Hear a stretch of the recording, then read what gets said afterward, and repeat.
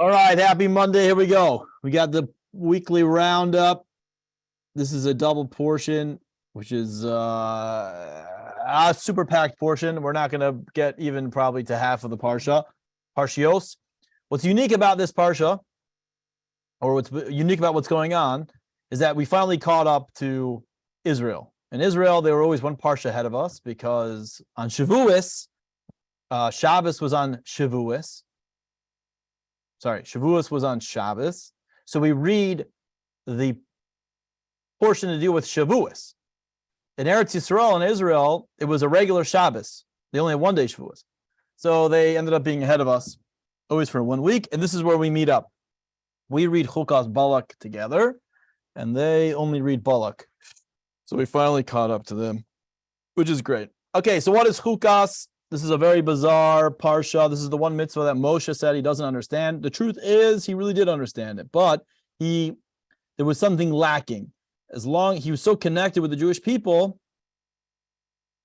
the fact that they had an inability to understand this what we're about, this special mitzvah that we're going to talk about in a moment, it was lacking by him as well. But he could have understood it, but it remained lacking. Now, what is this mitzvah? So it had to do with tumas mace. If somebody has touched a dead body, it's considered the most spiritually impure possible thing you could do. We are all that level of impurity. Avia voice is what it's called, the father of fathers. It's the most stringent type of spiritual tuma, impurity that there is. The only way to get rid of it is by the sprinkling of the ashes of a red heifer, of a red cow, a perfectly red cow that has never had a yoke on it. It's never been set up to be a carbon. I think George W. Bush has some cows in Texas that are completely red. No, maybe I'm wrong. Like there's not even a hair. I think he's got a couple perfect. There was one in New Jersey.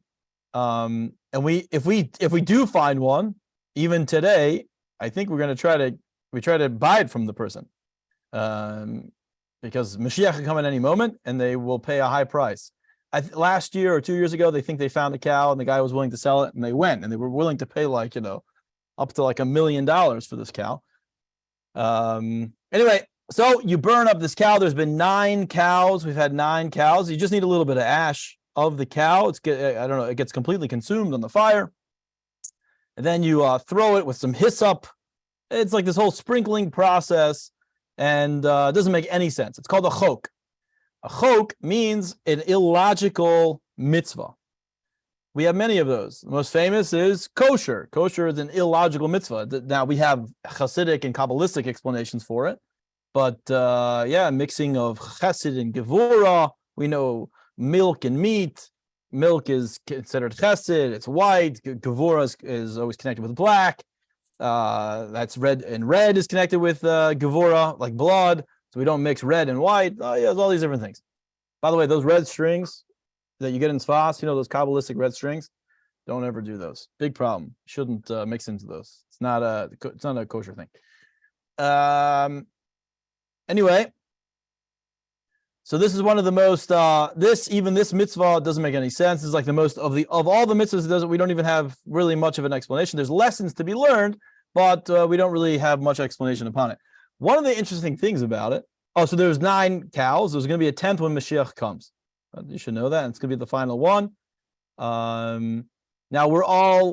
the way tuma works. A tamei mace. Yeah, if you touch a dead body, if you touch somebody else, they also get that level of tuma, right? So you can imagine how many. It spreads like it spreads pretty fast. We're all that level, so therefore, what are some ramifications of that? We can't eat truma. Nobody can eat truma. Technically, you could take truma nowadays, like we spoke about last week's parsha, but nobody can do it. However, a Kohen, even though he's tamei mace, every Kohen nowadays is tamei mace. He has a special mitzvah to not put himself in a situation where he could become tamei mace.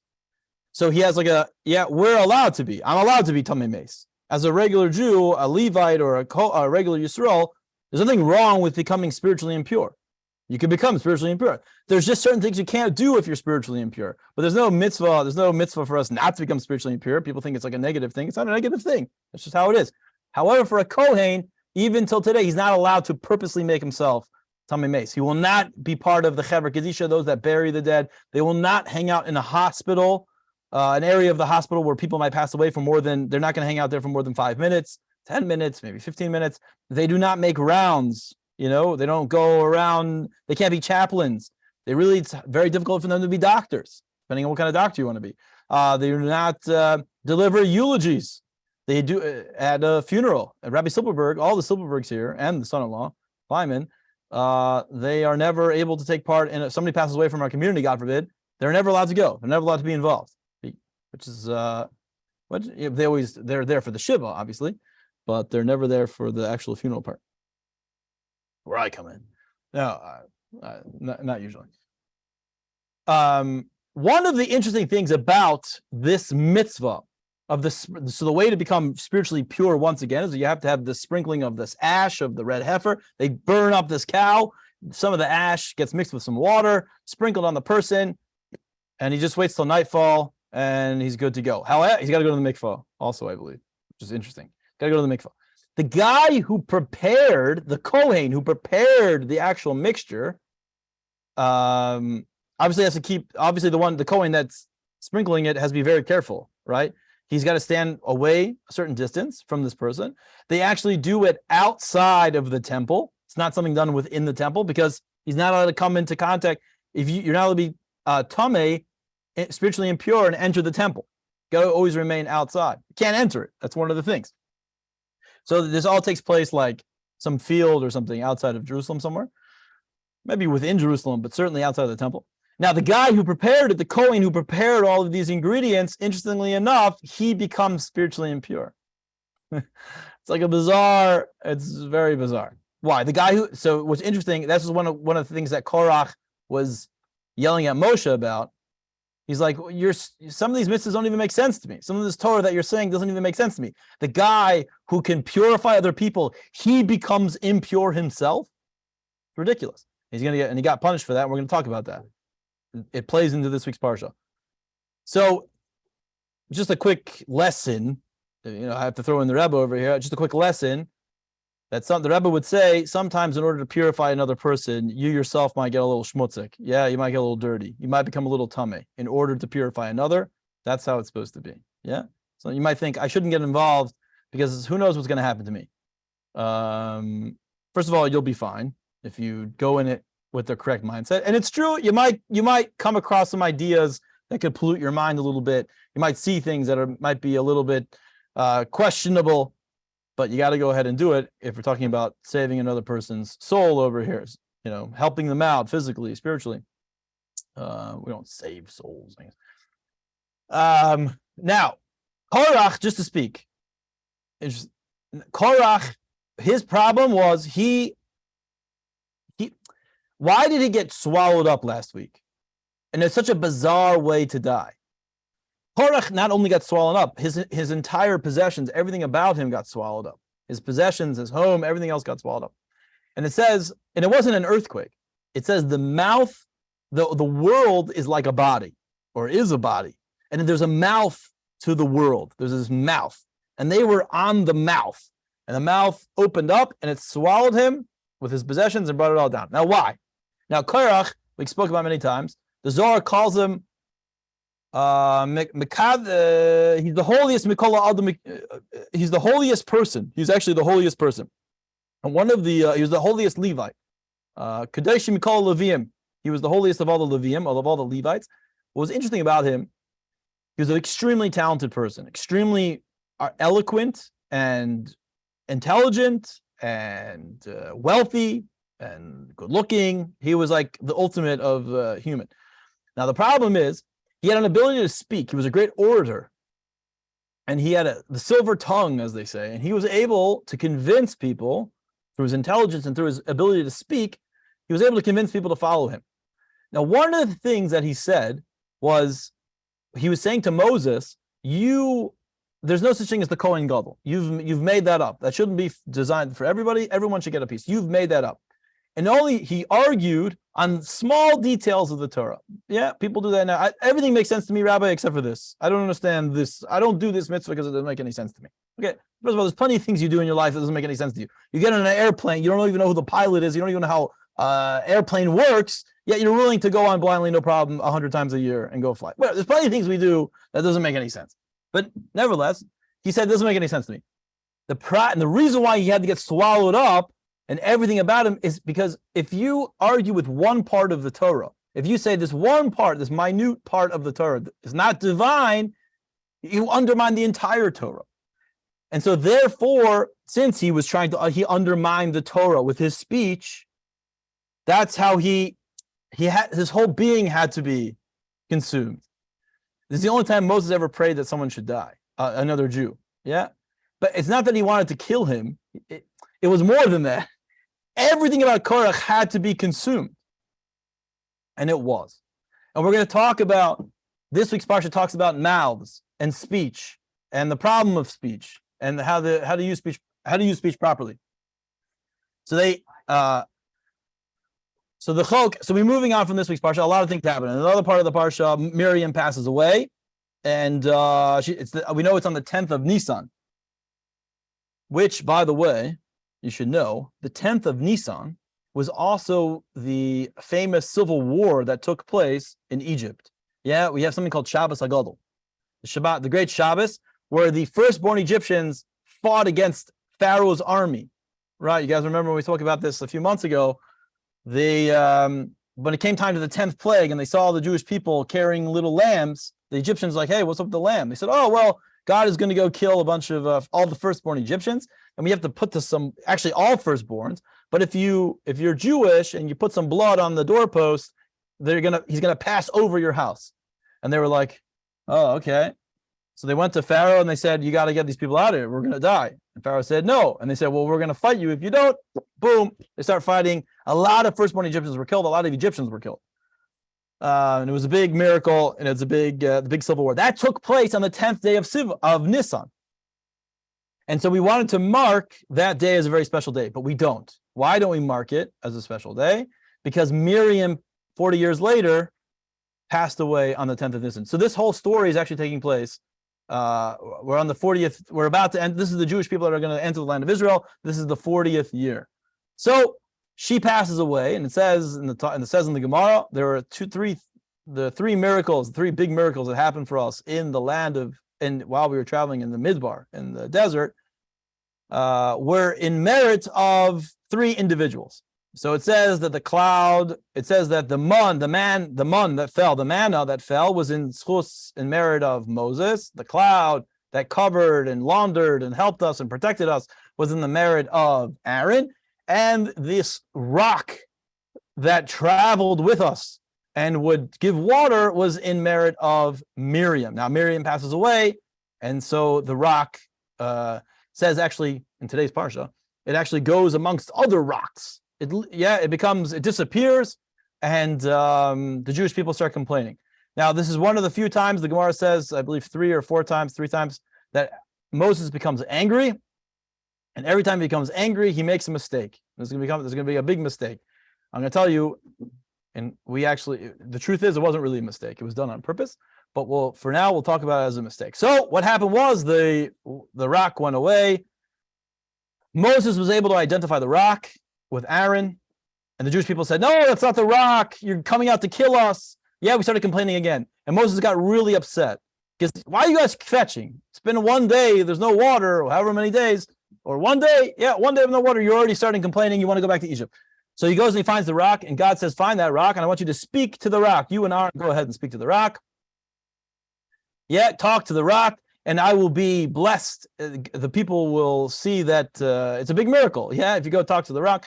What does he do? He goes to the rock, he starts speaking with it for a little bit, and no water comes out. And Aaron says, why don't you hit the rock like we did previously? Yeah, we've done that before. We hit a rock and water came out. They hit the rock and water comes out, and God says, big mistake. Now you and Aaron, both of you, are not going to enter the land of Israel. Yeah, it was a big mistake. And the reason is, he had an opportunity He went against God, so to speak. God said, speak to the rock. And this was the consequence. Yeah, you're a big person, you make big mistakes, you fall. Yeah, you're very tall, you fall very far. So he got, that's what ended up happening. The truth is, Moses did it on purpose. It doesn't make any sense that Moses, who listens to God, knows God intimately, he even knows, you know what, a minhag, a custom, what is a custom? When we have a lot of customs in Judaism. A custom is, I know our relationship so well. I know that when you're telling me one thing, you mean another thing. Yeah, if you're married, my wife maybe says one thing, I know she really means another thing. She knows when she asks me, is something bothering you? And I say, no, she knows something's bothering me. Yeah, and then she'll know how to get it out of me. Those are customs. You know how to, the relationship is so deep and so intimate that you do extra things. I know my wife's going to want flowers on a Tuesday in the afternoon because of such and such a thing. It's not true, but whatever. I'm just making up a thing. Moses knows that God told him to speak to the rock, and Moses knows that if God tells him to speak to the rock, water will come out eventually. So why did Moses hit the rock? And in fact, Chabad has a niggin that we sing, most notably on Simchas Torah, and it goes like this: Allah selahach, Allah selahach, Allah selahach, vayetzu mayim. Yeah, on the rock, you hit. We're talking about the story of Moses, and we're singing it very, very happily. On the rock, he hit, and then came out water. What do you mean? That's such a negative story. Why are you making this into a song? The reason is because Moses did it on purpose. Moses knew what it meant to be a leader. And a leader, just like a captain of a ship, he never leaves the ship unless everybody else gets off. And Moses' his generation, were the people who left Egypt. And none of them, except for a select few, but most of them, basically the entire generation, is going to die in the desert. So Moses says, I'm not going in. Of course I want to go in. I want to do mitzvahs. But that I'm tied to my people. Yeah, I am the shepherd of the flock that is passing away, that have passed away, that are going to live out their life in the desert. That is where I stay. There's going to be a new shepherd. Yeshua will be the shepherd for the new people. Yeah, but that's not me. So he hit the rock on purpose, and we appreciate that we sing it. It's a joyous song because we know that the leader of the Jewish people, the Nasi, the Rebbe of the generation, is with us no matter what, no matter whatever our character level is. The Nasi is with us. Yeah, our Rebbe is with us. Our leader is with us, and we're going to be happy about that. Yeah. Also, that's why you see in Chabad, especially, you see it. The leaders of Chabad, none of them are buried in Eretz Yisrael. They're buried wherever their flock basically is. Right. Our Rebbe is buried in New York because that's where we were. They don't go. Yeah, they don't leave us. The previous Rebbe also is buried in New York. You have all the Rebbeim buried in Russia.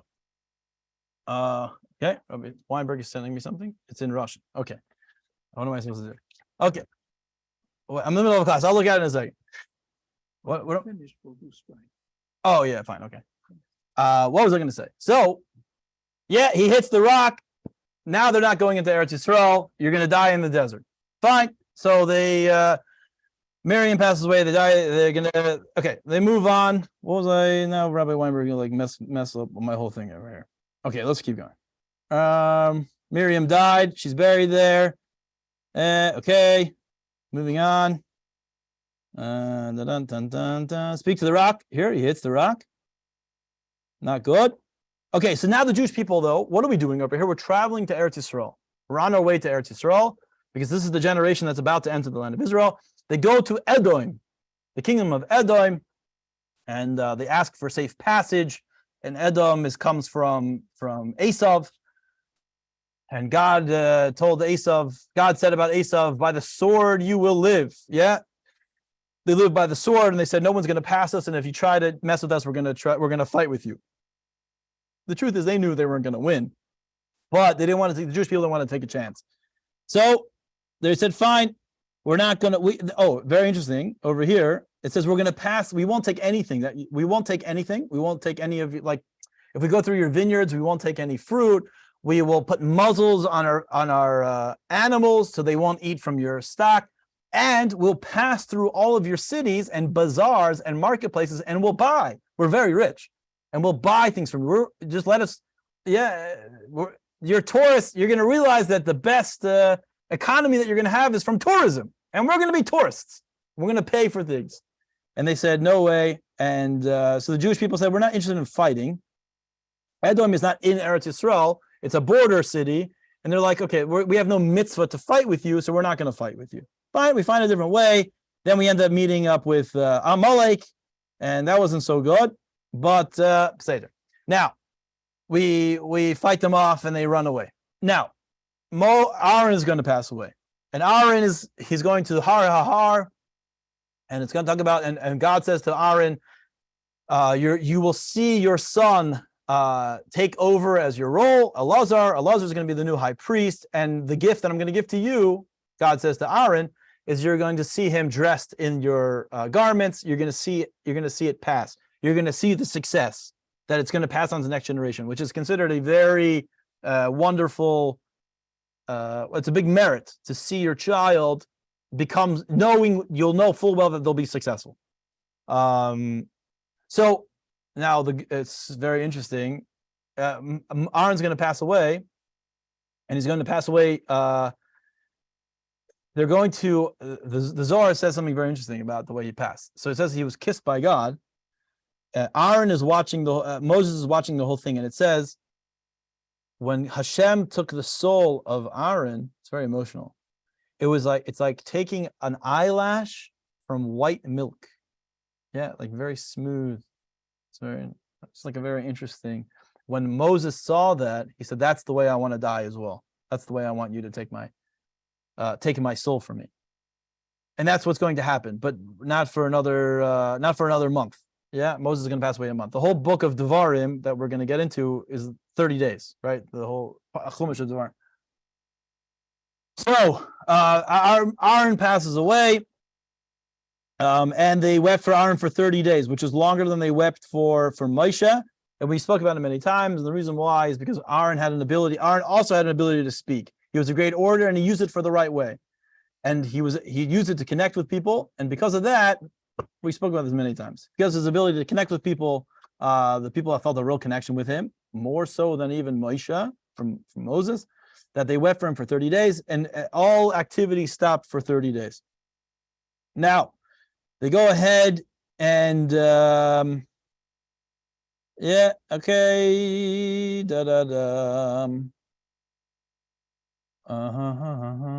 Okay, now, the Jewish people are going to fight again. I'm sorry, did I say the clouds were in honor of no, the clouds were in honor of Moshe, and the man is in honor of Aaron. So now we're going to have no more manna. It's actually going to come back, but it is going to come back. But there was a period of time where there's no man. Yeah, they passed away, and so they start complaining again, and Moshe gets upset, but he doesn't get so angry that he makes a mistake. And there's going to become this serpent, an outbreak of snakes, anacondas, and copperheads. Crazy snakes are coming, and the people are dying. And they're like, oh my gosh. So if you got bit, you were bitten by this poisonous snake. Super bizarre.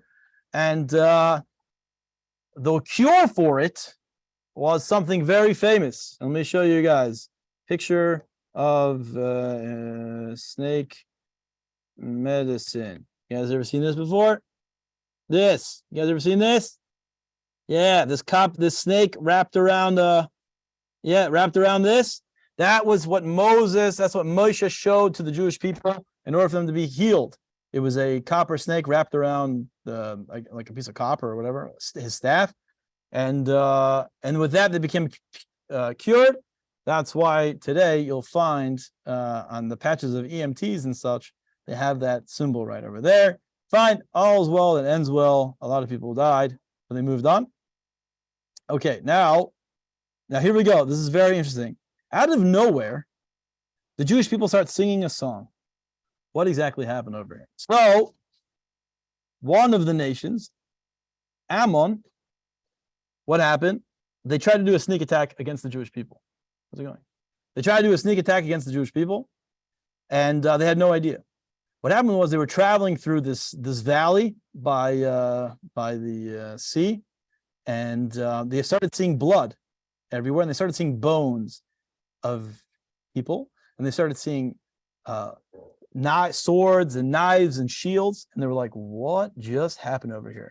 And what happened was there was a sneak attack, and God made a miracle, put these two mountains together and crushed everybody.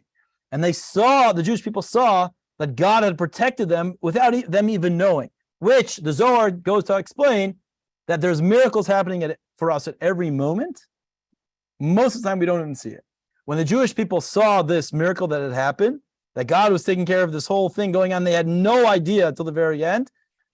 They broke out in a song, and that was that. So now we go on to Bashan. We're traveling around, and we go to the Bashan, and Bashan has a famous king or a famous giant called Og. He's been living for a really long time. Og, some say since the times of Noah, and since the times of Noah. And it says that Og hated the Jewish people, but he never attacked us full on. But now he's going to attack us full on. He said he was turning a mountain over on its head, says the Medrash, and he was getting ready to drop it on our heads. And it says Moshe jumped up however many feet and got him in the Achilles, so to speak, and it killed Og. Now, whether that actually is a Medrash, whether you can say it actually happened that way, was Og really the size of a skyscraper? That's up for debate. But nevertheless, that's what ended up happening. Okay, so now we're moving on. What time is it? How much time do we have? Oh gosh, sorry guys, we're still in the same parsha. So now we'll move on to another parsha over here. So just to go into the parshas of Balak, the Jewish people, there was a king named Balak, and Balak knew that he couldn't fight the Jewish people head on, couldn't fight them with swords. He knew that our power lies within our ability of speech, meaning the words of Torah that we can say, and our ability to pray. So he needed to find someone who could, be an equal match. And there was this sorcerer, there's a prophet named Bilam who loved money. And Bilam had this, God gave him a gift. What was his gift? It says there's a moment every single day where God gets angry, and that was an opportune time to try to hurt the Jewish people.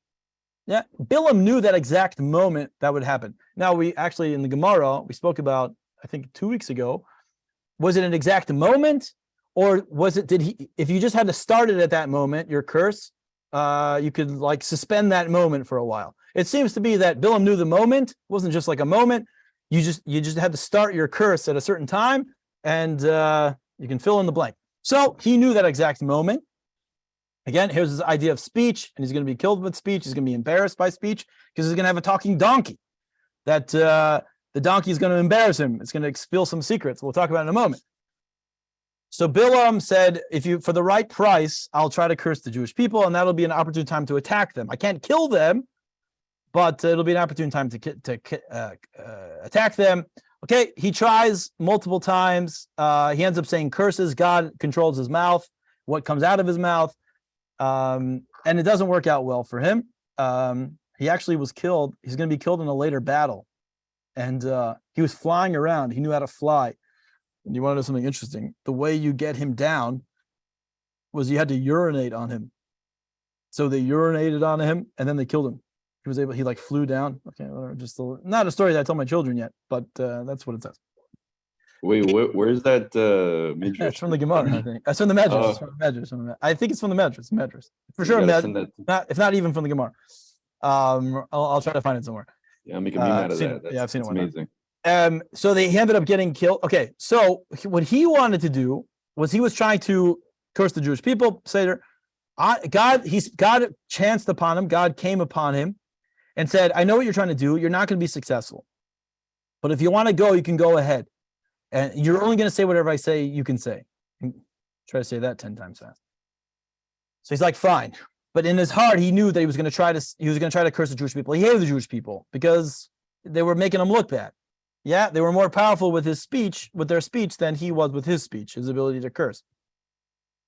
So God knew that this was happening. So God says he opened the eyes of this donkey.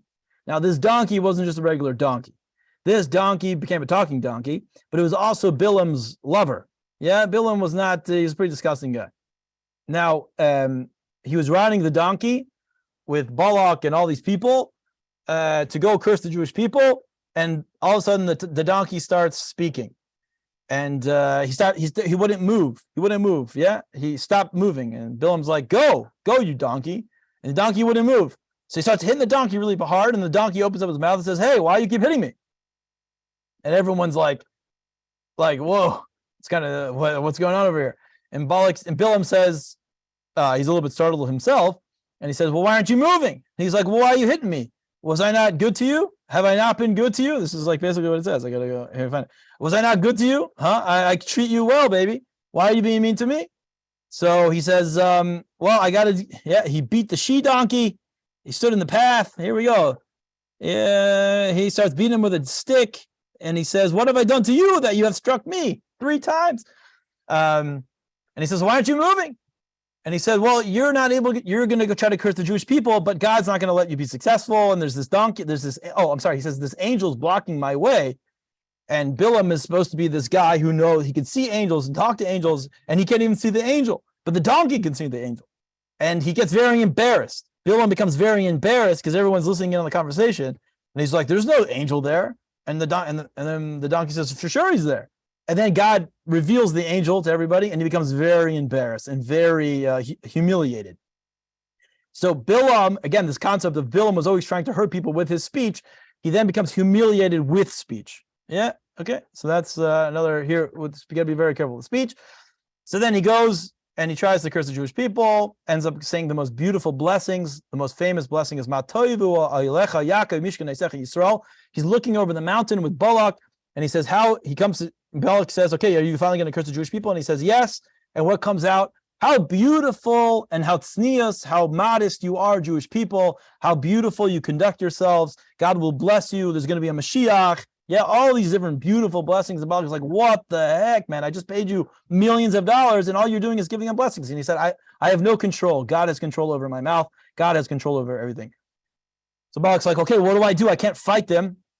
So Balak uses the wild card. And Bilam uses the wild card, and he says to him, I'll tell you, there's one thing the Jewish men cannot hold themselves back from. That is sexual immorality. Yeah, if go bring your most beautiful women, the most beautiful. I'm talking about princesses, queens, aristocrats, and go seduce the Jewish men. God hates when the Jewish people act illicit. When they, he hates adultery, these types of things, and they become very weak. That's what he does. And most notably, the one person that really falls for the trap is Zimri. Zimri is the prince of the Shevet, the tribe of Shimon, and he does sexual act in front of Moses, publicly in front of everybody, and with arrogance. And Moses is stunned; he doesn't know what to do. And there comes Pinchas ben Elazar, ben Aaron HaKohen. Pinchas comes and he kills Zimri and the Moabite princess in front of everybody. And then actually the tribe of Shimon, we'll get to it next week, but the tribe of Shimon actually tries to kill Pinchas because they said, you killed our prince, whatever. And then the Jewish people step in and they protect him. And he gets awarded kahuna, priesthood. There was a lot more I wanted to say, but we have to stop here. Anybody have any questions? I just want to mention just something really briefly. We're in the month of Tammuz, and Tammuz in the Torah is considered the month of paradox. And one of the most notable things about the paradox is it says that in the Torah, it says in one place, it's easy to learn Torah when the weather is warm and nice outside. It's a great time to be spiritually. It says that the sun is shining, and the sun is a mashal, a parable for God. So it's shining, it's more revelation. You feel you have more energy, you can do a lot more, accomplish a lot more spiritually. At the same time, it's also the most unsneous time. Yeah, we end up becoming very lax, we become very materialistic. So it's the most spiritual time, and we become the most materialistic at the same time. It's this paradox. There's many other paradoxes, but for a Jew, it's okay. A paradox is fine. We can live with a paradox. If you want to, bottom line, the Jew himself is a paradox. On the one hand, he's the highest levels of spirituality and the lowest and the highest levels of materialism combining together, and we can move forward. So it's a month of paradox. So if you find yourself in a lot of paradoxes this month, it's by design, and you just keep moving forward. Okay, tonight there should be a class for the women. Her husband just walked in, the Chabad rabbi of Montana. Class for women.